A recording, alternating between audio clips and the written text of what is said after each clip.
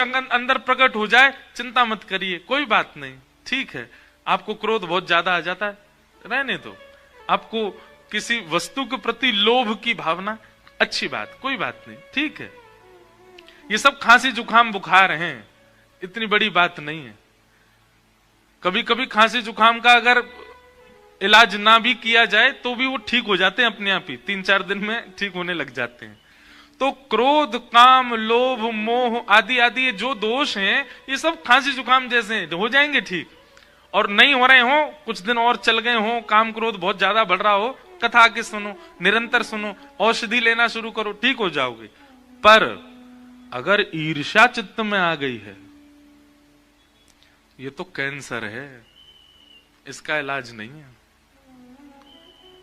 ईर्ष्यालु व्यक्ति, मैंने अनुभव किया है, वो कथाओं से भी नहीं बदल पाते। ईर्ष्यावान व्यक्ति कथा से भी परिवर्तित कई बार नहीं हो पाता, उसमें उसी का दोष है। कथा में भी कई नियमों का पालन करना पड़ता है। कैसे? शब्दों के प्रति पूर्ण समर्पण, जो व्यास जी कह रहे हैं, व्यास जी के प्रति पूर्ण समर्पण। पिताजी हैं हमारे पूज्य गुरुदेव, पर नीचे बैठे, क्यों? क्योंकि व्यास मंच है, व्यास मंच है, यहां पर इंद्रेश नहीं है, यहां पे बेटा नहीं है, यहां पे व्यास है। एक बार को सब वंदन करते हैं।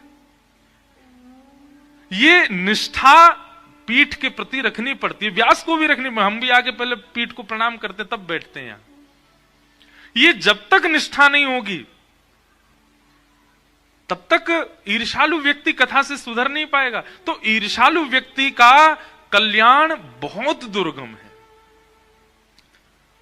अपने आप से पूछिए, कब आपके चित्त में ईर्ष्या आती है?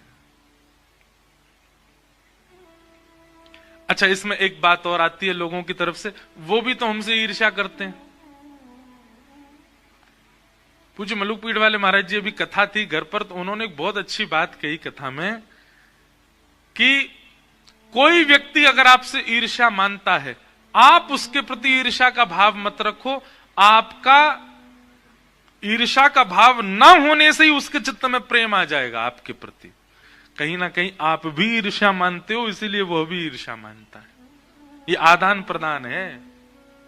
अगर आप कहीं हमसे कहते हैं ना, महाराज जी वो हमसे ईर्ष्या कर रहे हैं, तो हमारी दृष्टि ये भी देख रही है, तो फिर आप भी तो करते हो, तभी हो रही है ईर्ष्या। आप में ईर्ष्या नहीं होती तो सामने वाला आपसे नहीं करता। इसलिए हमारी एक प्रार्थना है, एक भावना है, हम स्वयं के लिए भी यही प्रार्थना करते हैं लाल जी से कि लाल जी और कछु तो दियो मत, पर कभी कभी चित्त में ईर्ष्या नहीं आवे कोई के लिए भी।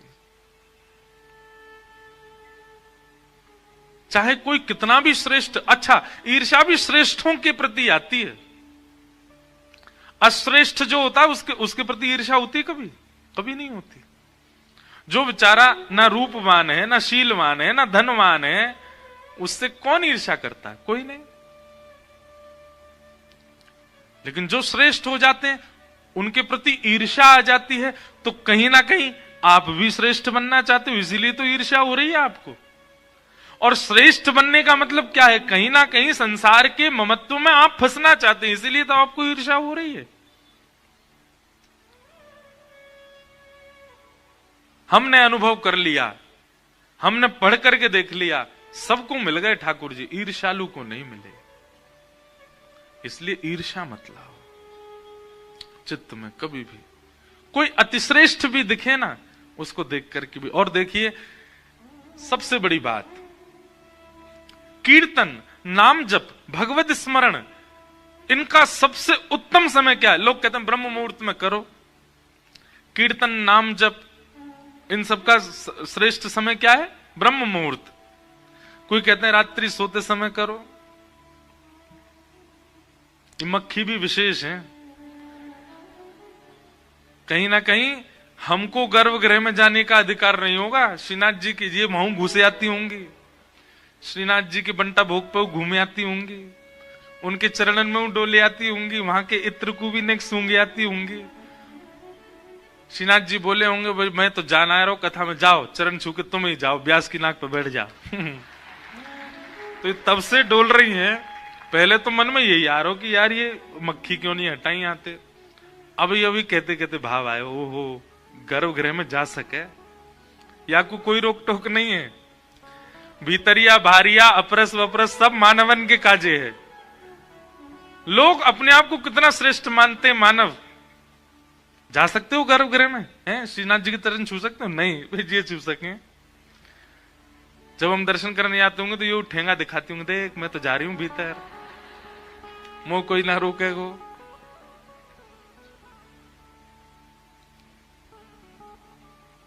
क्या बता रहा था मैं? कहां थी कथा?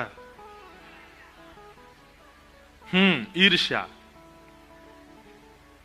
इसके प्रति भी नहीं हुई मुझे। अच्छा है।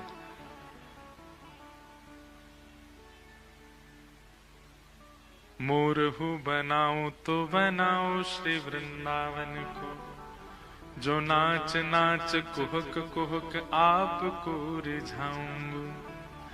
बंदर हो बनाओ तो बनाओ श्री वृंदावन को, कूद कूद डारन पे भोर को जगाऊंगा। हमारी प्रेम लक्षणा भक्ति का स्वभाव कितना सुंदर है। यत्र प्रविष्टो सकलोपि जंतु आनंद सच्चित घनताम उपैति। हमारे वृंदावन रस कहे कि महाराज वृंदावन में प्रवेश करने के बाद एक कीड़ा भी, एक कीट भी सच्चिदानंद को स्वरूप है जाए। इसलिए इनको अधिकार है, ये कहीं भी जा सकते हैं। तो निर्मत सराणाम सताम, मात्सर्य दोष यदि आपके चित्त में है, ठाकुर जी नहीं मिलेंगे। और मात्सर्य दोष की दो ही औषधि हैं। क्या? सबसे पहला गुरु कृपा। आपके ईर्ष्या दोष पर ठाकुर जी नहीं रीझेंगे, बाकी सारे दोषों से भी ठाकुर जी मिल जाएंगे आपको। लेकिन ईर्ष्या दोष देखते ठाकुर जी कदम पीछे कर लें, जाते ना मिलना मुझे, ईर्ष्यावान है। ईर्ष्या दोष देखने के बाद भी अगर गुरु कृपा कर दे तो आपका कल्याण संभव है। कहीं ना कहीं जहां ठाकुर जी अपने हाथ पीछे कर ले, वहां गुरु कृपा से काम बन जाता है। ईर्ष्यालु व्यक्ति के ऊपर भी गुरु कृपा पहला प्रसाद। और दूसरा कथा के प्रति निष्ठा, सत्संग के प्रति निष्ठा। और निष्ठा का मतलब एकाग्र चित्त से सुनना नहीं होता। निष्ठा का मतलब सुनने के बाद कर्तव्यों में लाना होता है। कथा तो बहुत लोग सुनते हैं, बहुत ध्यान से सुनते हैं, मैंने बहुतों को देखा है। व्यास मंच से ना तो नाम लेना है, ना किसी के प्रति संकेत करना है, पर कई बहुत समीप रहने वाले लोगों को भी मैंने बहुत ध्यान से देखा। कथा तो बहुत सुनते हैं, एक स्थिर होकर के सुनते हैं, पर कर्तव्य में दिखाई नहीं देती है। तब मन में एक क्षोभ होता है कि सुनी गई बात केवल सुनी गई, उसको लाया नहीं गया चित्त में। इसलिए निष्ठावान श्रोता उसको मानो जो सुनने के बाद तुरंत उसको लागू करता है चित्त में, वो निष्ठावान है। तो ईर्ष्यालु व्यक्ति की दो ही औषधि हैं, या तो गुरु कृपा या फिर निष्ठा से सत्संग का श्रवण। आप कुछ नहीं, सामान्य सी बातों का ही पालन करना प्रारंभ कर दो। कथा की सुनी गई सामान्य सी बात, उन सामान्य बातों से ही परिवर्तन दिखने लग जाएगा। और भैया ये कीर्तन करनो नाम जो, हाँ ये बता रहे थे हम, कीर्तन नाम जब कब करना चाहिए? बोले ब्रह्म मुहूर्त में करना चाहिए। हम कह रहे हैं ब्रह्म मुहूर्त में करो, रात में सोते समय करो, जब भी करो। पर आप अपने दोषों को जानते हैं कि आपके भीतर कौन कौन से दोष हैं। जब भी वह दोष प्रकट होता हो, जब भी वह दोष छलांग मारता हो चित्त में, तुरंत बैठ जाओ। जैसे किसी का रूप देखते ही आपको ईर्ष्या होती है। अभी अभी आपने, जब हमने ईर्ष्या की बात करी ना, सही बताना, उन सब का चिंतन आया था चित्त में जिनसे आपको ईर्ष्या हुई है। वो है पीछे वाली गली में रहता, उससे ही है हमको थोड़ी सी, ए बुआ का बेटा, उसी से चल रही है आजकल हमारी, ठीक नहीं लगता। समझ में आ गया ना? बोलते ही आपके चित्त में कोई ना कोई आया होगा। अब जब भी वह सामने आवे, जब भी वो सामने आवे और आपको लगे कि हाँ ईर्ष्या भैया, वही समय नेत्र बंद करो। कृष्णाय वासुदेवाय हरे परमात्मने प्रणतः क्लेशनाशाय गोविंदाय नमो नमः। वसुदेव सुतं देवं कंसचानूरमर्दनं देवकी परमानंदं कृष्णं वंदे जगद्गुरुं। वंशी विभूषित करानविनीरदाभात् पीतांबरादरुण बिंब फलाधरोष्ठात् पूर्णेन्दु सुंदर मुखा अरविंद नेत्रात् कृष्णात् परम किमपि तत्त्वमहं न जाने। जैसे ईर्ष्या जिसको देख करके होती वो सामने आवे तुरंत नेत्र बंद करो और नेत्र बंद करके ठाकुर जी का मधुर स्मरण करो। और स्मरण केवल बोल करके नहीं, उस समय प्रकट होना चाहिए चित्त में। चांद सा सलोना मुख लटें घूंघरारे हैं, चांद सा सलोना मुख लटें घूंघरारे,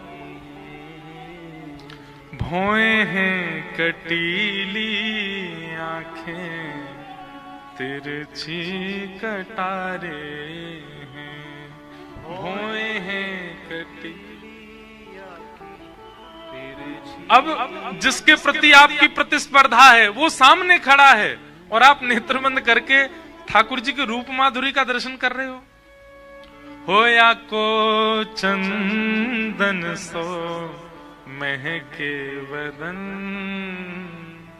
हो मेरा, या पे अटक गया मन हो मेरा, या पे अटक गया। आप मुझे याद करोगे उस दिन, जिस दिन जिसको देख के ईर्ष्या हो, नेत्र बंद करके इसी भाव का चिंतन करना। छोटे से गोपाल जी हैं, उनके दो तत्व। आज मुझे एक सुबह मंगला में एक लाली आई, बोली महाराज जी मैं हर दिन राधा रमन जी के दर्शन करूं चित्र को। मैंने कहा अच्छा। महाराज जी पिछले 1 महीना से हम बड़े व्याकुल हते। मैंने की क्यों? श्री राधा रमन जी के एक भी दतुइयां नहीं दिखी। राधा रमन जी के रोज दांत दिख जाते हैं, जब भी वो बहुत प्रसन्न होते हैं दांत दिखते हैं। बोले राधा रमन जी के पिछले 1 महीना से दांत ना दिखे। मैंने कहा अच्छा। पर महाराज जी जादना श्री लाल जी को उत्सव नाथ द्वारा प्रारंभ भयो ना, वादना लाल जी की दतुइयां दिख रही। श्री लाल जी प्रसन्न है रहे। अब मानवे को तो लोग मानेंगे, नहीं मानवे वाले यऊ ना मानेंगे। बोलो कुछ भी हो, अपने आप भी बात बना दी, अपने लाला को सब जगह प्रधान बता दें। बताओ राम जन्म को उत्सव भी 11 तारीख को भयो, राधा रमन जी की दतुइयां 11 तारीख को दिखी, इनके लाल जी को उत्सव भी 11 तारीख को प्रारंभ। सब ने जोड़ दें लाल जी थे, हम तो जोड़ेंगे, अच्छे जोड़ेंगे, मानो चाहे मत मानो। तो जिसको देख के ईर्ष्या का भाव आता है, ये सूत्र है। जिसको देख के क्रोध आता है, जिसको देख के काम प्रकट होता है, जिसको देख करके कुछ भी ऐसे भाव आते हैं, तुरंत नेत्र बंद करो। वनमाल गले सोहे मुरली अधर पे, वनमाल चिंतन करो। वनमाला गले में पहन रखी है, अधर पे मुरली धारण कर रखी है, और पीत पट झोका खावे पतली कमर पे, पीत पट झोका खावे पतली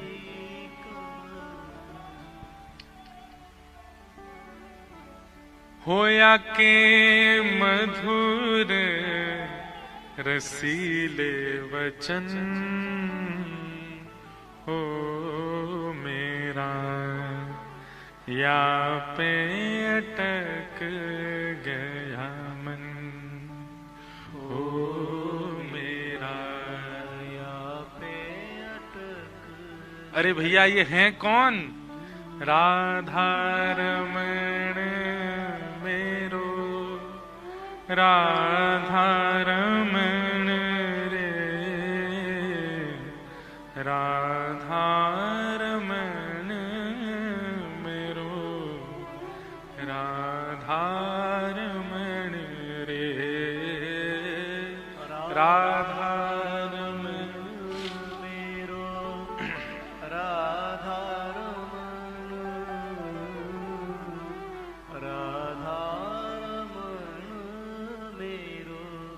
आप याद करेंगे उस दिन मुझको, जिस दिन ईर्ष्यालु व्यक्ति आए, नेत्र बंद करके ठाकुर जी का ध्यान करो, आप पुनः नेत्र खोल के देखेंगे ना, आपकी ईर्ष्या नष्ट हो चुकी होगी। अब उसको देख के ईर्ष्या नहीं होगी। अब वो जब भी आपके आगे आएगा, आपको उसको देख के प्रेम ही होगा। जिसको देख करके उसके रूप पर कहीं काम आपके चित्त में आ गया हो, उसी समय काम जिनको देख के लजा जाता है, लजाना मतलब क्या कहते हैं, अपने ऊपर शर्म खाता है, बोले मैं काय बात को काम, ठाकुर जी को देख करके, जिसको देख के काम उद्दीपन हो रहा हो, तुरंत ठाकुर जी का कीर्तन करना प्रारंभ कर दो। नेत्र खोल करके जब उसको पुनः देखोगे, काम प्रकट होगा नहीं। कीर्तन का, भजन का, नाम जप का सबसे उत्तम समय क्या है? जब भी ऐसा व्यक्ति, जब भी ऐसा व्यवहार, जब भी ऐसा प्रसंग होता है जिससे आपके चित्त में दोष प्रकट होता है, उसी समय कीर्तन का सबसे श्रेष्ठ समय है। वो सबसे उत्तम समय है कीर्तन का, उसी समय कीर्तन करो। वृषभानु की किशोरी सुन गैया होते भोरी, प्रीत जान के हूँ थोड़ी तो है राखेगी शरण, मन भूल मत जइयो राधा रानी के चरण, मन भूल मत जइयो राधा रानी के चरण। ठाकुर जी के, श्री जी के चरणार विंदन के चित्र रखो अपने कक्ष में, अपने फोन में संपूर्ण स्वरूप तो रखे ही हैं सब, ठाकुर जी के चरण रखो। जब भी आपको ऐसा लगता हो क्रोध आ रहा है, लोभ आ रहा है, ईर्ष्या हो रही है, ठाकुर जी के चरण देखो, किशोरी जी के चरण देखो, और चरण देख करके तुरंत शीश नवाओ, आंखें बंद करके स्मरण करो, आपका दोष उसी समय शांत हो जाएगा। और शांत नहीं भी होगा